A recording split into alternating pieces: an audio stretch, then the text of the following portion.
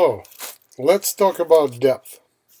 This is our great master Rodin, and it's his portrait of Balzac from the monument, which is in Paris, and it's a stunning sculpture. I am not the biggest fan of the whole figure, but I'm absolutely in love with this head, and I think this is it's a must for anybody to copy to understand what is the meaning of the depth in sculpture is. Look how deep, pronouncedly deep, that head is. This is how the depth should be approached. So from my point of view, if I'll try to take a stab at it and take enough courage to dissect that piece, I would like to start with a simple notion that let me help myself by drawing on it, see if I can describe it a little better. So, first of all, he takes every distance from that, say, head, which is supposedly here, right? That's the head. And he takes every particular distance, let's say from reality, and then he stretches it. Every distance been stretched, from here to here, stretched, from here to here, stretched. And I'm not talking about overall distance. Look at that. This is so massive. It inhabits the space which is in. It's a big head to begin with, but what's the most interesting about it is the overall presence of this volume and all the depth. And look at this. If you're looking right in front of it, you never stop traveling. There's always something. From here you travel, and then you see that. From here you see that. From here there. Then you go here. Then you go there. Then it's not stopping. It gets out. You see, there's a way out from here. Then when this here stops, the next starts. Then the next starts, and you just keep pulling and you keep turning it, and you constantly forced to travel because there's always something visible. After that, there's something else. It never stops sharp. Just this is it. It's always something else. So the great paradox, not the great mastery, not paradox of that there is never flat. There is always something else to see. This is what guides you and constantly takes you around. See, there's always something else, and in majority cases, it's absolutely surprising and unexpected, and that's what makes it such a juicy. Oh, look at that! This is gorgeous.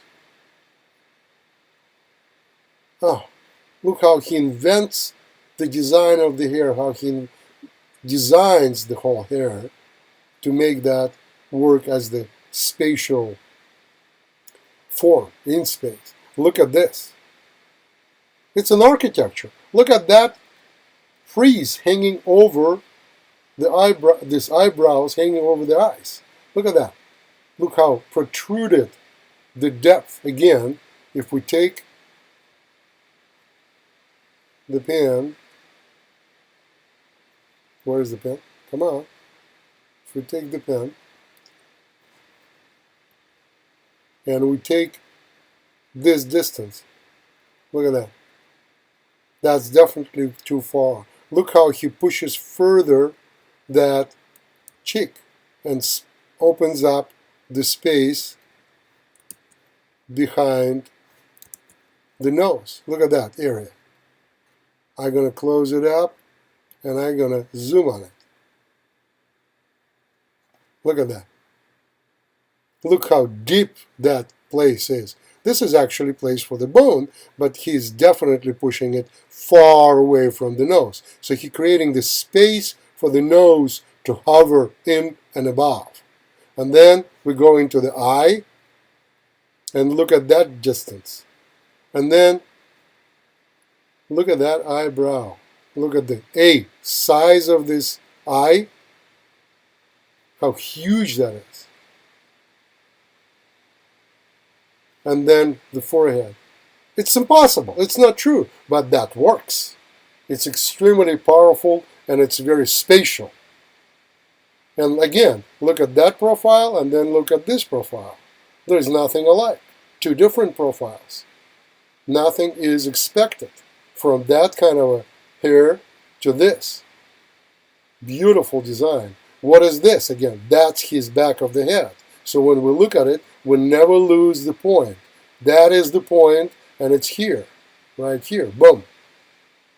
That's the top of his head, right across the chin. From here to there, that's, you can follow the head, so you don't lose the reading of the head.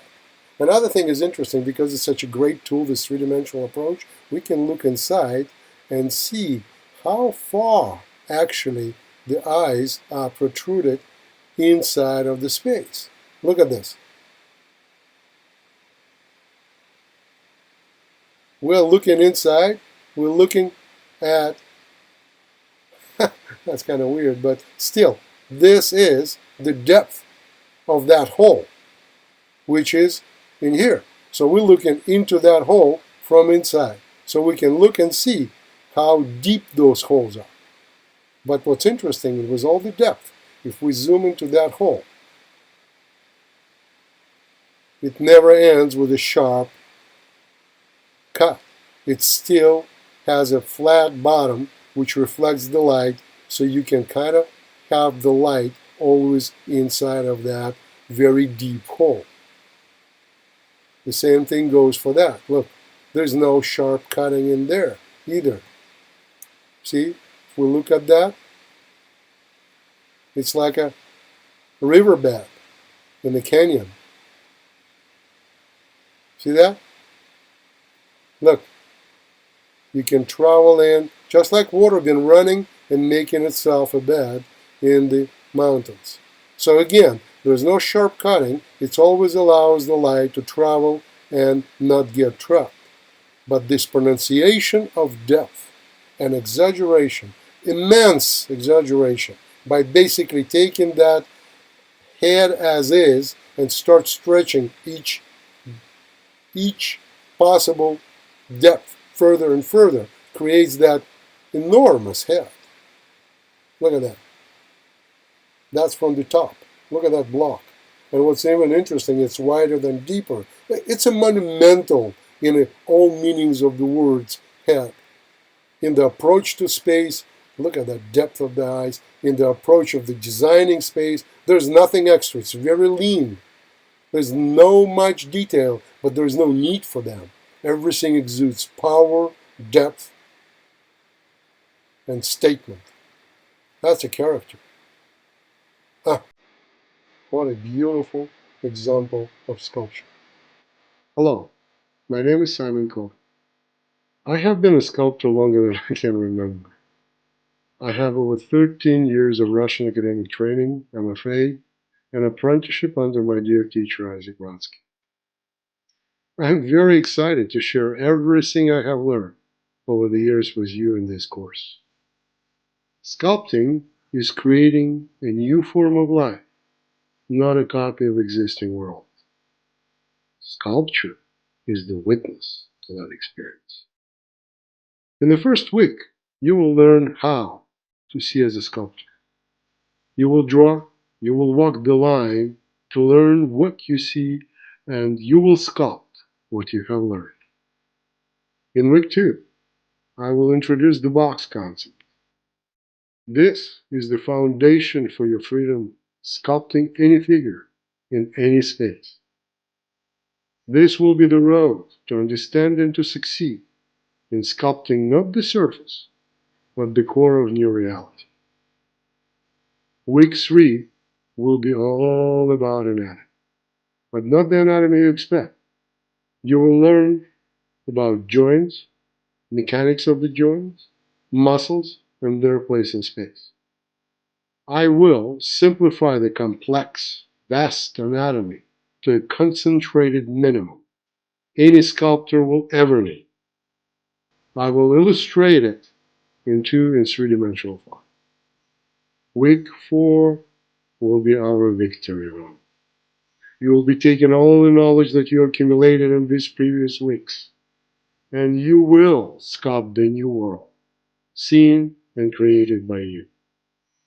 Sculpting loose is misunderstood. From now on, you will be sculpting unconstrained, liberated from common standards. Your sculpture will have a new truth and a new reality.